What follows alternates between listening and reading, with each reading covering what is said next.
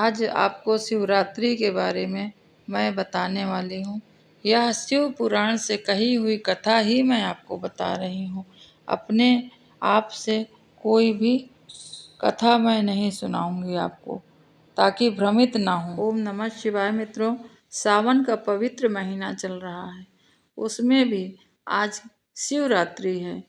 आज के दिन पूजा एवं विधि से व्रत किया जाए या व्रत ना भी किया जाए तो ज़्यादा से ज़्यादा नमः शिवाय का मंत्र महिलाएं एवं पुरुष ओम नमः शिवाय का मंत्र आज रात को अवश्य करें।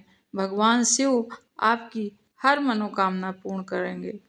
आइए जानते हैं महाशिवरात्रि एवं शिवरात्रि की महिमा।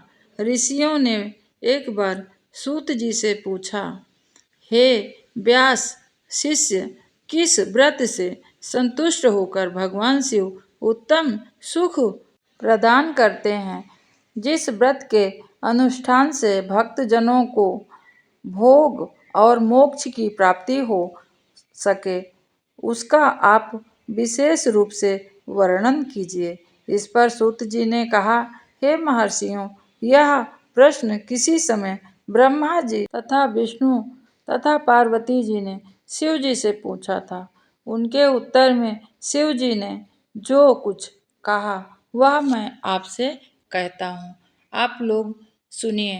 भगवान शिव बोले, वैसे तो मेरे बहुत से व्रत हैं जो भोग और मोक्ष को प्रदान करने वाले हैं।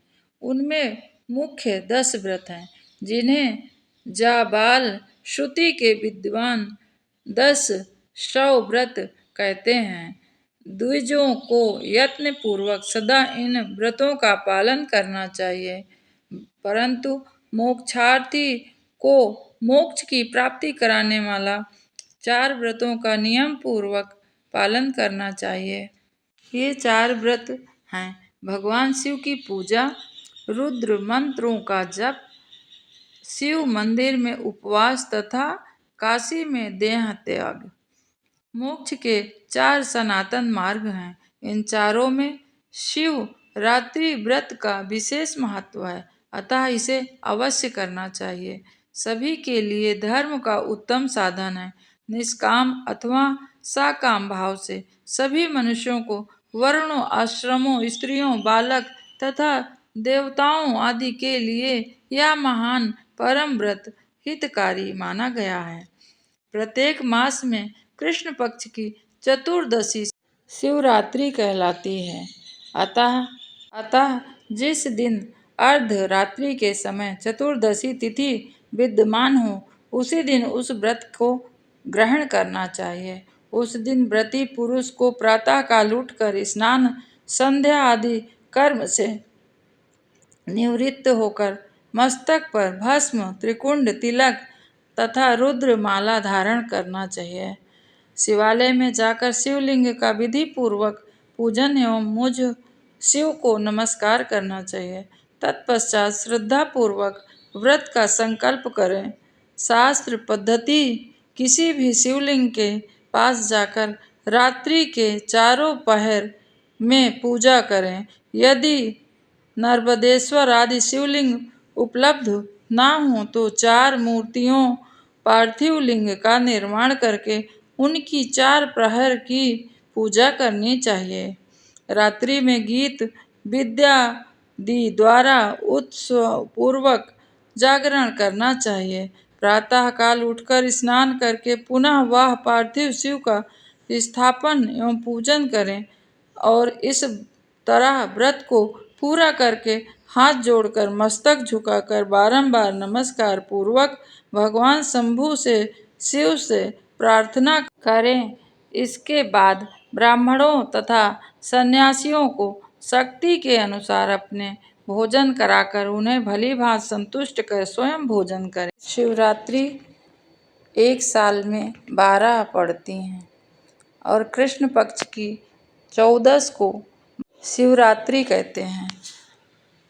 इस दिन प्रातः उठकर स्नान आदि करके पवित्र होकर, जैसे कि मैंने पहले भी बताया, आप सभी स्नान आदि करके पूजन जरूर करिए शिव की। और इसका विशेषकर रात्रि के समय में शिवरात्रि क्यों कहा जाता है? शिव की रात्रि, आज के दिन ही शिव भगवान के लिंग का प्रांगण हुआ था, प्रकट हुए थे वो, इसलिए शिवरात्रि कहा गया है।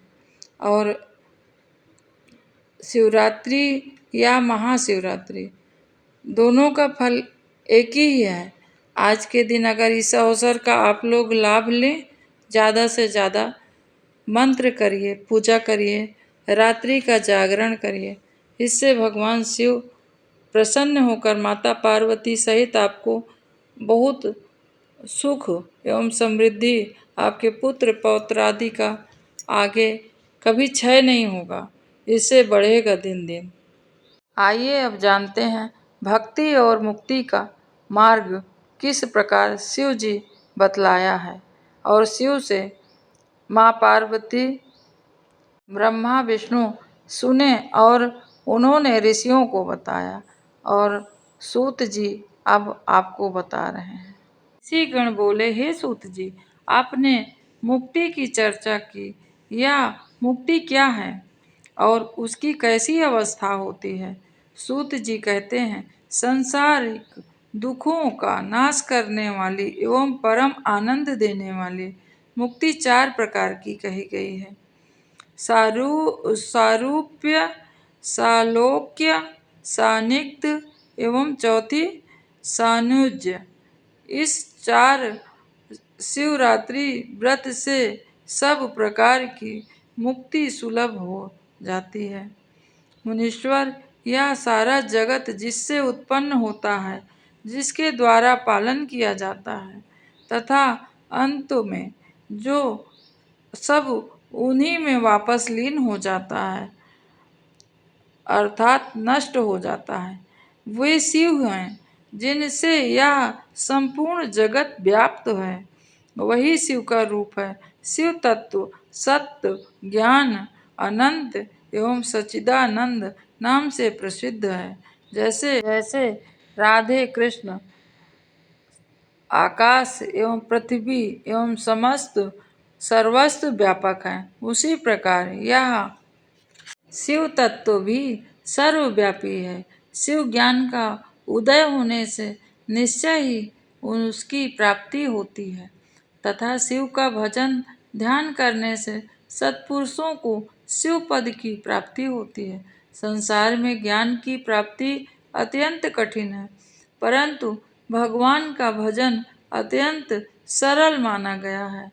ज्ञान स्वरूप मोक्षदाता परमात्मा शिव भजन के ही अधीन है। भगवान शंभु की शक्ति ज्ञान की जननी मानी गई है। उत्तम प्रेम का अंकुर ही उसका लक्षण है। हे द्विजों, हे ब्राह्मणों, हे मुनियों, भक्ति भी सरल, सगुण और निर्गुण के भेद से 2 प्रकार की जाननी चाहिए। भगवान की कृपा के बिना इन भक्तियों का संपादन होना कठिन है। भक्ति और ज्ञान को शंभु ने एक दूसरे से भिन्न नहीं बताया। जो भक्ति का विरोधी है, उसे ज्ञान की प्राप्ति कभी हो ही नहीं सकती। भगवान शिव की भक्ति प्राप्त करने वाले को ही शीघ्रता पूर्वक ज्ञान प्राप्त होता है। अतः हे मुनीश्वर, महिमा महेश्वर की भक्ति की साधना करना और जानना चाहिए। आइए जानते हैं शिव, विष्णु, रुद्र और ब्रह्मा के स्वरूप का विवेचन। ये सब शिव पुराण से जो लिखा हुआ है, आपको मैं वही बतला रही हूँ। उसके अतिरिक्त मैंने एक शब्द भी इधर उधर नहीं किया है। तो आप जानिए इसको। ऋषियों ने पूछा, हे सूत जी, शिव कौन है, विष्णु कौन है, रुद्र कौन है तथा ब्रह्मा कौन है? इन सब में निर्गुण कौन है? हमारे इस संदेह का निवारण कीजिए। सूत जी कहते हैं, हे महर्षि, वेद और वेदांत के विद्वान ऐसा मानते हैं, निर्गुण परमात्मा से सर्वप्रथम जो सगुण रूप प्रकट हुआ, उनका नाम शिव है। शिव से पुरुष सहित प्रकृति उत्पन्न हुई। दोनों मूल स्थान में स्थित जल के भीतर तप किया। वहीं तपस्थली में पंचकोशी काशी नाम से विख्यात हुआ। यह भगवान शिव को अत्यंत प्रिय है। यह जल संपूर्ण विश्व में व्याप्त है, जिसमें योग माया से युक्त होकर श्री हरि शयन किया करते हैं। उन नारायण के नाभि कमल से जिनकी उत्पत्ति हुई वे ब्रह्मा कहलाते हैं। ब्रह्मा ने तपस्या करके जिनका साक्षात्कार किया वो उन्हें विष्णु कहा गया है। और ब्रह्मा और विष्णु के विवाद को शांत करने के लिए निर्गुण शिव ने जो रूप प्रकट किया है उनका नाम महादेव है। उन्होंने कहा, मैं शंभु ब्रह्मा जी के ललाट से प्रकट होऊंगा। इस कथन के अनुसार ब्रह्मा जी के ललाट से प्रकट हुए उनका नाम रुद्र हुआ। पूर्णतः त्रिगुण रहित शिव में एवं गुणों के धाम रुद्र में वस्तुतः कोई भेद नहीं है। जैसे स्वर्ण और उससे बने आभूषण में कोई अंतर नहीं होता है। पराक्रम वाले रुद्र सभी प्रकार के शिव रूप ही हैं। वे भक्तों का कार्य करने के लिए प्रकट होते हैं और ब्रह्मा तथा विष्णु की सहायता करते हैं।